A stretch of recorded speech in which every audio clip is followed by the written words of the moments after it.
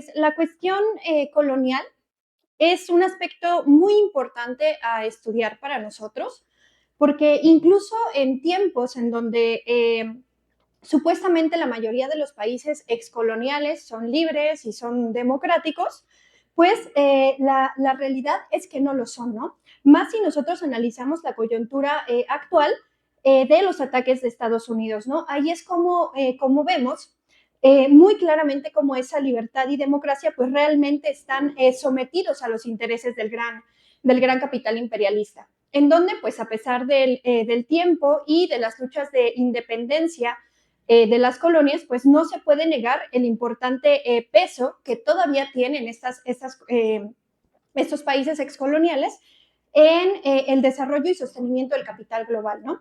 Y bueno, pues en esta introducción pretendo ahondar un poco en cuál es la postura marxista y revolucionaria con respecto al colonialismo, al imperialismo y a la lucha latinoamericana.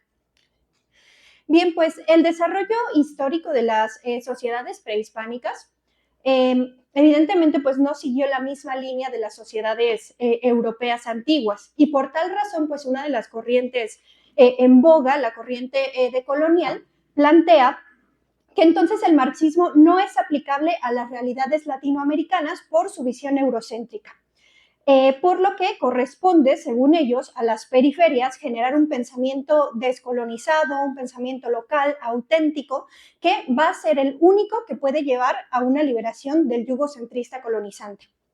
Y bueno, para empezar a encasillar al marxismo como incapaz de aplicarse al análisis del desarrollo latinoamericano, pues es negar la misma base fundamental que rige al marxismo, que es la dialéctica.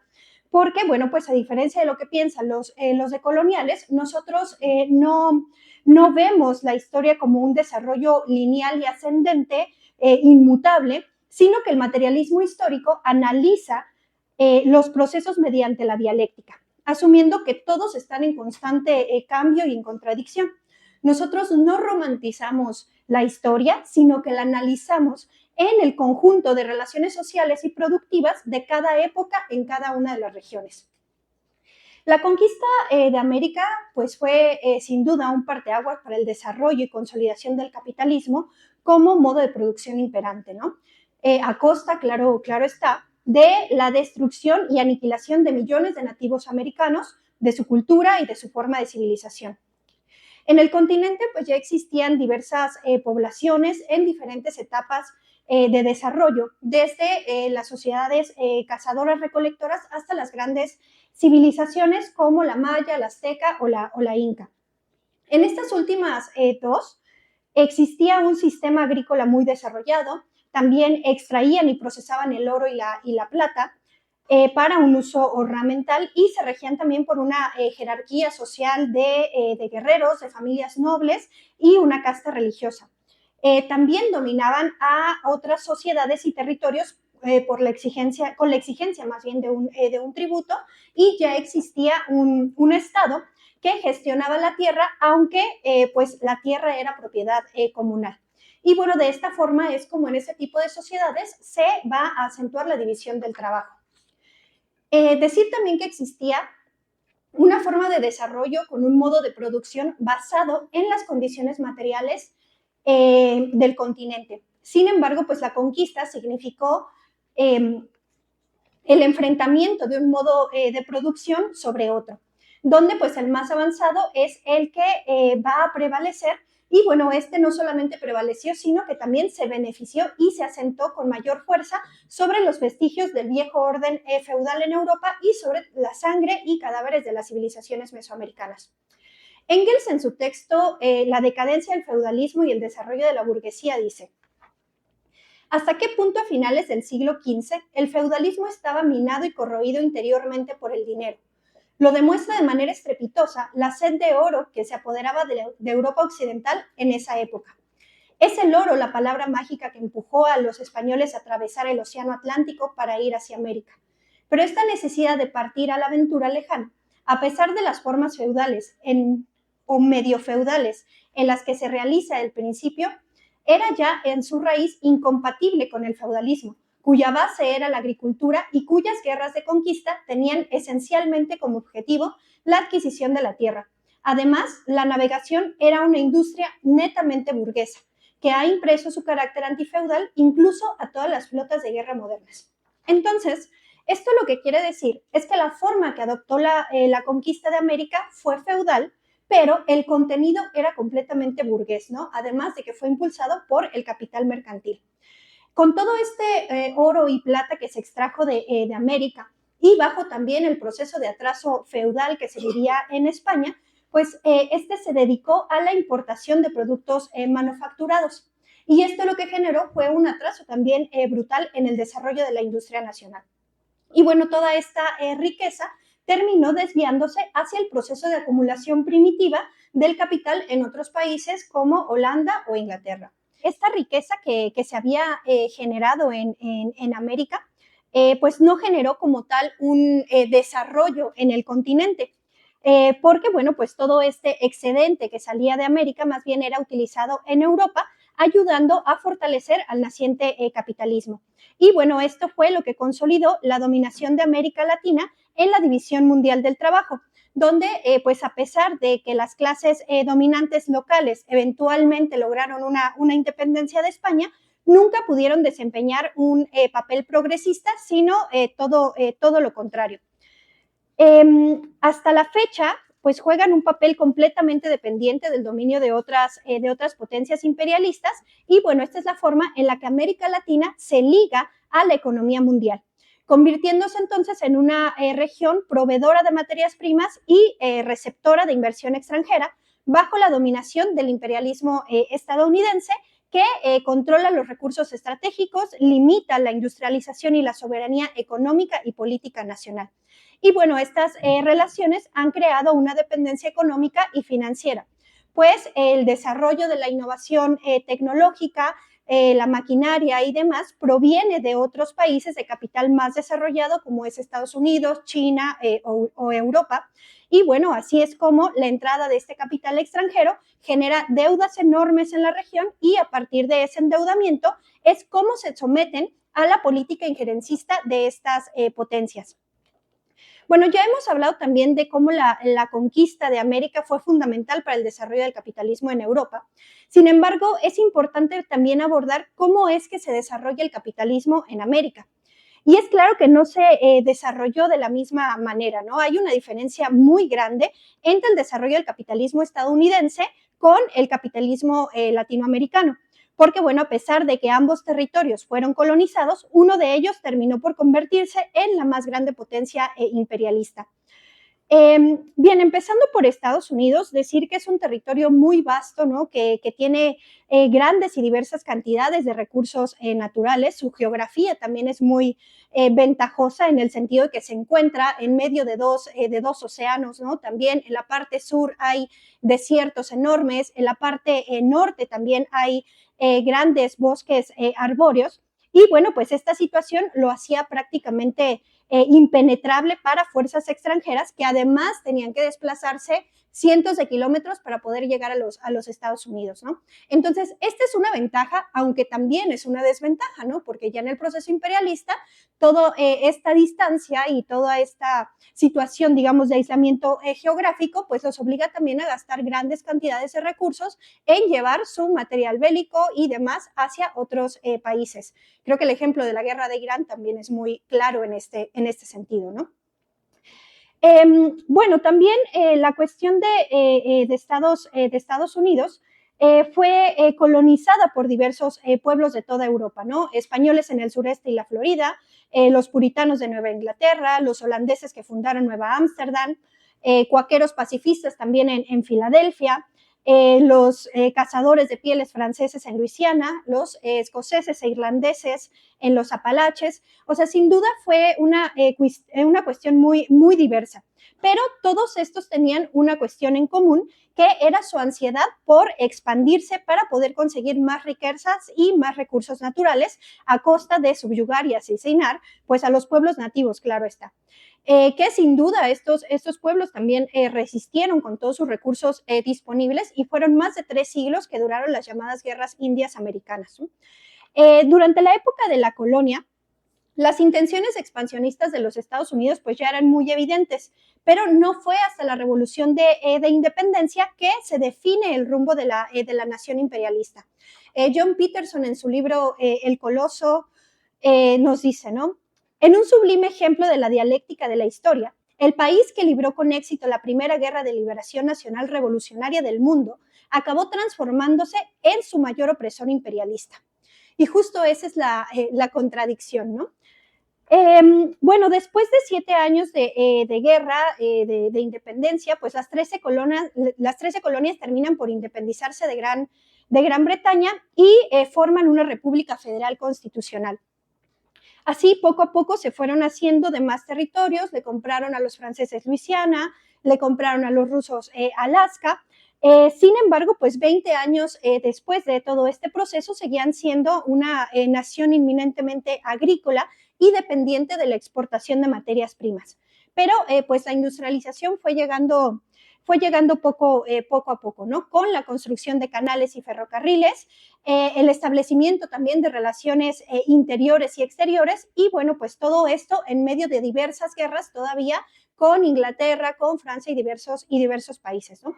Bajo todo este contexto es que en 1823 el quinto presidente del país articuló un principio de política exterior conocido y sufrido por los latinoamericanos, ¿no? Como la doctrina Monroe, la cual pues rechazaba cualquier intento de nueva colonización o intervención en el continente americano por parte de otras potencias europeas. Y también aseguraba que cualquier tipo de intento de ingerir en estos otros países iba a ser tomado como una amenaza directa hacia los Estados Unidos. Y esta política exterior es la clara declaración de Latinoamérica como un territorio de dominio estadounidense. México fue la primera víctima del coloso en ascenso, pues la primera intervención imperialista de los gringos pues fue en la guerra mexicano-estadounidense, ¿no? Donde bajo condiciones completamente dispares se anexaron la mitad del territorio mexicano. Esta fiebre expansionista continuó al igual que el desarrollo industrial en Estados Unidos, de donde pues surgió una nueva necesidad. Los mercados exteriores para absorber los excedentes de mercancía, ¿no? Esta era la necesidad, ¿no? No solamente absorber los excedentes de mercancía, sino también de capital. Y bueno, lo que siguió a este proceso es muy bien conocido por todos nosotros, ¿no? Intervenciones militares, imposiciones presidenciales, negociaciones bajo amenaza militar, etcétera. Pero bueno, también hay otro proceso que es la cuestión de la Primera y la Segunda Guerra Mundial, en donde Europa queda completamente destruida y los Estados Unidos prácticamente intactos. Y aquí es entonces en donde realmente se da un impulso al auge imperialista gringo.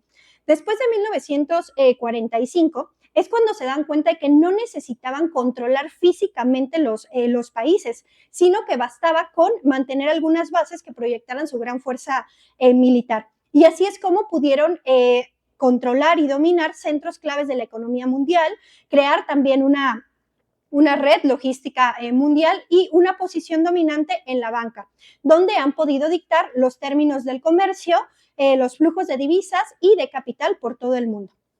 Ahora, en el caso de Latinoamérica, el desarrollo del capitalismo fue más lento, ¿no? Porque como ya lo mencionamos, era más la riqueza que se extraía que la que se quedaba en el continente y se transformaba en capital. Y durante toda la época colonial, pues hubo un proceso de apropiación de las tierras, lo que no permitió la generación de fuerza de trabajo libre. Más bien fue que la población indígena y los trabajadores rurales se encontraban sujetos a las relaciones de servidumbre con respecto a las tierras y a los patronos. Con los procesos de independencia no hubo un cambio significativo en este modo de producción imperante, ¿no? Que se encontraba sobre todo dominado por las haciendas, los latifundios y las plantaciones de esclavos hasta la abolición de la esclavitud. Y bueno, no fue hasta finales del siglo XIX que surgieron las primeras manufacturas e industrias en algunos países. Tampoco fue una situación como generalizada, ¿no?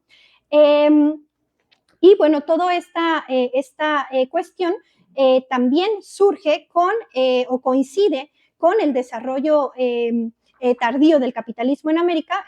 Coincide más bien con el auge y de la fase imperialista del capitalismo del siglo XX. En América Latina también el capitalismo no surgió a partir de una burguesía que venció al régimen feudal, sino que nació una burguesía ligada a la producción latifundista de la cual pues va a heredar esta esencia rentista. Y no jugó, ni juega, ni jugará ningún papel progresista como lo hizo en algún momento la burguesía europea y estadounidense contra el régimen feudal. Es decir, que en los países excoloniales pues se formaron burguesías nacionales inútiles y dependientes, tanto de las potencias extranjeras para la inversión de capital y desarrollo de infraestructura, como de la naciente clase obrera y el campesinado para llevar adelante las reformas democrático-burguesas, razón que liga directamente la lucha revolucionaria latinoamericana con la lucha antiimperialista. La exportación de capital a América Latina después de las revoluciones de independencia, sobre todo en la era de los empréstitos estatales, que fue entre 1820 y 1850, pues no se utilizaron como tal para crear una industria, sino para gastos militares, para burocracia y para la consolidación de los primeros gobiernos. Todo esto generó pues grandes deudas y por supuesto también impagos de estas nuevas y nacientes repúblicas. A partir de 1870, con la consolidación de la revolución industrial en el hemisferio norte, se va a generar una segunda oleada de exportación de capital en donde el Reino Unido es el que dominaba, sobre todo en el financiamiento de ferrocarriles, puertos, etcétera, ¿no? En infraestructura generalmente. Pero estas inversiones estaban orientadas a esa cuestión del desarrollo de infraestructura para facilitar como tal la salida de los bienes producidos en los países latinoamericanos. Pero a principios también del siglo XX, el capital estadounidense va a empezar a expandirse, estableciendo otro tipo de economías que les llaman enclave, en donde estas empresas estadounidenses controlan al Estado y a sus gobernantes para poder establecer como tal un Estado de derecho, políticas fiscales y laborales que sean favorables para incrementar la explotación de sus empresas, de los recursos naturales y de la clase obrera nacional, pues justamente para beneficiar y proteger los intereses de estas empresas, ¿no? Un ejemplo muy claro es la United Fruit Company, que fue capaz de implementar golpes de Estado para poder proteger sus intereses. Y bueno, pues es así como el capital extranjero ha condicionado en todo momento pues el desarrollo de América Latina, porque es el que decide en qué se puede invertir y en qué industrias se tienen que desarrollar. Actualmente, Estados Unidos es el origen principal de flujo de inversión extranjera directa en el continente con el 38%. Después sigue la Unión Europea con el 15% y los principales receptores de esta inversión de un 60% es México y Brasil. Y bueno, este capital de inversión se centra en la minería, en la agroindustria y recursos energéticos, pero también ha prosperado como tal el nearshoring, que busca instalar plataformas de infraestructura y ensamble orientadas a la exportación global, ¿no? Es decir, un proceso de que los países como nosotros se mantengan justamente en un proceso de manufactura. Y bueno, así es como vemos que desde la colonia hasta la fase imperialista del capitalismo, pues las relaciones de producción latinoamericanas han estado bajo el control de las potencias extranjeras, a pesar de vivir en supuestas repúblicas democráticas e independientes. Pero bueno, esta situación es la que ha marcado el carácter también de la lucha de clases de los oprimidos latinoamericanos, que poseen como tal un gran sentimiento antiimperialista. Sin embargo, también es importante recalcar que la lucha antiimperialista pues, ha desarrollado tendencias que no necesariamente son revolucionarias y emancipadoras, como es el caso del nacionalismo burgués. Como mencioné anteriormente, pues la burguesía latinoamericana es parasitaria y dependiente, es incapaz de solucionar las demandas básicas y ha sido la clase obrera y el campesinado quienes han encabezado diferentes revoluciones, como es el caso de nuestro país, la Guerra de Reforma o la misma Revolución Mexicana, ¿no? Y bueno, no obstante esta cobardía, incapacidad que tiene la clase burguesa latinoamericana, también hay otro factor importante a destacar, que ha sido la falta de una dirección revolucionaria. Y en este sentido, como no hay esa dirección revolucionaria, pues ha sido un sector de la burguesía quienes han terminado por colgarse de las luchas de los oprimidos para su propio beneficio.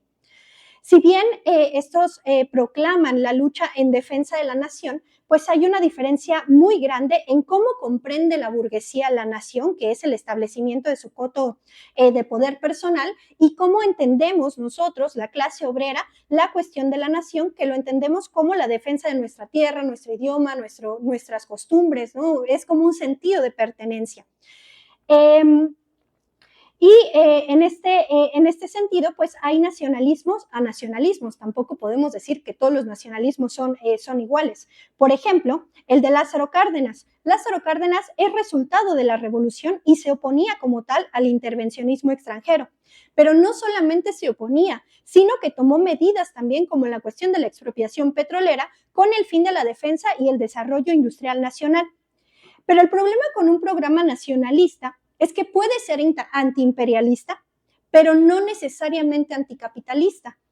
Y el límite se mostró claramente en la consolidación del Estado mexicano y también en el fortalecimiento de la burguesía nacional, usando la lucha de masas obreras como un ariete contra el imperialismo. Y bueno, también tenemos el nacionalismo de la 4T, ¿no? Que, bueno, no se cansa de condenar el injerencismo estadounidense ni de gritar a los cuatro vientos que está defendiendo la soberanía nacional, pero pues eso se queda solamente en el discurso, ¿no? Porque en la vía de los hechos, el Estado mexicano baila el son que le toca a Trump, ¿no? Si le pide no enviar petróleo a Cuba, él condena tajantemente este hecho, los acusa de violadores de los derechos humanos, de causar una crisis humanitaria en Cuba y demás cuestiones, pero detiene los envíos de petróleo a Cuba, ¿no? También, ¿no? Si mandan agentes de la CIA a operar ilegalmente en el país, pues denuncian el hecho, pero continúan implementando el plan de seguridad que Washington exigió. Y bueno, esto es posible justamente porque el programa nacionalista es incapaz de romper su relación de sometimiento ante el imperialismo en líneas de clase. Y ahí entonces en donde radica la diferencia fundamental con un programa revolucionario. Lenin tenía una posición muy clara al respecto, ¿no? Cuya premisa fundamental era la absoluta independencia de clases. Lenin jamás de los jamases dijo que los marxistas deberían apoyar a la burguesía nacional o a la pequeño burguesía nacionalista, como plantean los estalinistas en el Frente Popular, ¿no? Al contrario, lo que Lenin planteaba siempre fue la necesidad de luchar contra la burguesía, tanto de las naciones opresoras como de las naciones oprimidas. Y bueno, en todos estos escritos de Lenin sobre la cuestión nacional hay una crítica implacable, no solo a la burguesía nacionalista, sino también a la pequeña burguesía nacionalista, ¿no? Y esto no es casualidad porque, bueno, Lenin pensaba que la clase obrera tenía que ponerse a la cabeza de la nación para llevar a las masas a la transformación revolucionaria de la sociedad. Entonces, aquí es en donde nos preguntamos, ¿no? ¿Cuáles son las tareas del proletariado en América?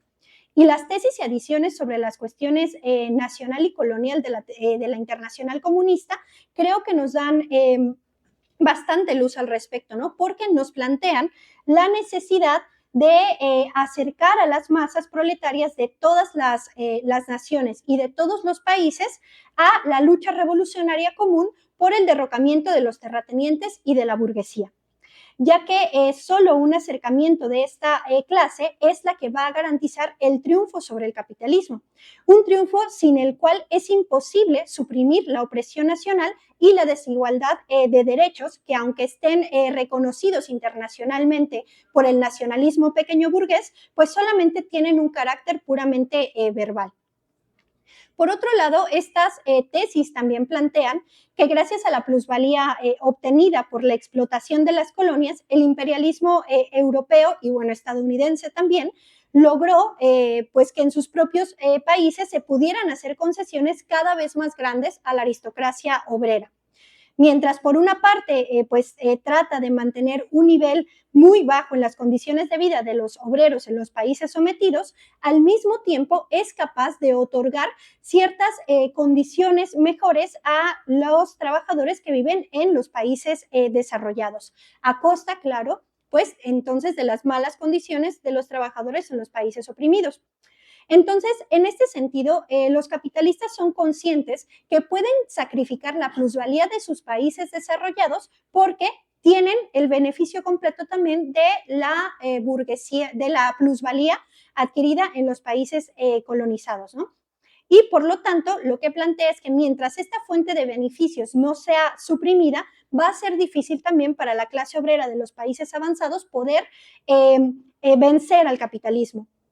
Y bueno, de esta tesis creo que surge una conclusión muy importante, que es la necesidad de la vinculación de la lucha proletaria internacional, porque bueno, las naciones oprimidas deben luchar contra el yugo de la dominación colonial, pero al mismo tiempo es deber de los trabajadores de los países de capitalismo avanzado luchar contra la burguesía imperialista de sus propios países. Y así es como se deben de estrechar relaciones con las fuerzas revolucionarias que tratan de destruir el imperialismo en los países económica y políticamente dominados.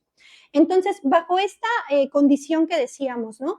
El imperialismo se aprovecha de las condiciones de marginación de los países colonizados y bueno, por eso pueden tener ciertos beneficios. Y la única manera de romper esos beneficios que van a generar también un proceso de crisis en este tipo de países, ¿no? De vueltas atrás, de contrarreformas hacia las conquistas de los trabajadores de países de capitalismo desarrollado, pues genera este proceso también de necesidad internacionalista de la lucha proletaria. Bueno, es importante también decir que las condiciones en el mundo se han modificado porque a pesar de que esta riqueza y superexplotación imperialista de los países excoloniales y supercoloniales continúa, pues no está siendo suficiente para poder sostener los niveles de vida de la clase obrera de los países desarrollados, ¿no? La crisis económica está golpeando con mucha fuerza a los trabajadores y el poderoso y gigante dormido de la lucha de clases está despertando. Lo hemos visto en Asia, lo hemos visto también en Europa y, bueno, en los propios Estados Unidos con las movilizaciones en Minnesota contra el ICE, ¿no? Y aunque los reformistas puedan también arrancarse los cabellos y gritar que hay un supuesto ascenso del fascismo en América Latina, pues nosotros los marxistas sabemos que lo que realmente emergerá va a ser el poderoso y revolucionario movimiento de los trabajadores latinoamericanos, ¿no? Y por ello, más que nunca se hace indispensable un partido revolucionario que pueda desenmascarar las limitaciones del reformismo de izquierda, del nacionalismo burgués y que pueda demostrar que la lucha antiimperialista necesariamente tiene que ser anticapitalista e internacionalista y que luche codo a codo con nuestra clase con un programa revolucionario y emancipador. Y bueno, voy a finalizar con una cita larga de Trotsky, pero que me parece fundamental, ¿no? Que escribió en el Manifiesto de la Cuarta Internacional sobre la Guerra Imperialista y la Revolución Proletaria Mundial. Y dice, solo bajo su propia dirección revolucionaria, el proletariado de las colonias y las semicolonias podrá lograr la colaboración firme del proletariado de los centros metropolitanos y de la clase obrera mundial. Solo esta colaboración podrá llevar a los pueblos oprimidos a su emancipación final y completa con el derrocamiento del imperialismo en todo el mundo. Un triunfo del proletariado internacional libraría a los países coloniales de un largo y trabajoso periodo de desarrollo capitalista, abriéndoles la posibilidad de llegar al socialismo junto con el proletariado de los países avanzados. La perspectiva de la revolución permanente no significa de ninguna manera que los países atrasados tengan que esperar de los adelantados la señal de partida, ni que los pueblos coloniales tengan que aguardar pacientemente en el proletariado de los centros metropolitanos los libere. El que se ayuda consigue ayuda. Los obreros deben desarrollar la lucha revolucionaria en todos los países coloniales o imperialistas donde haya condiciones favorables y así dar el ejemplo a los trabajadores de los demás países. Solo la iniciativa y la actividad, la decisión y la valentía podrán materializar realmente la consigna. Obreros del mundo, unidos. Gracias.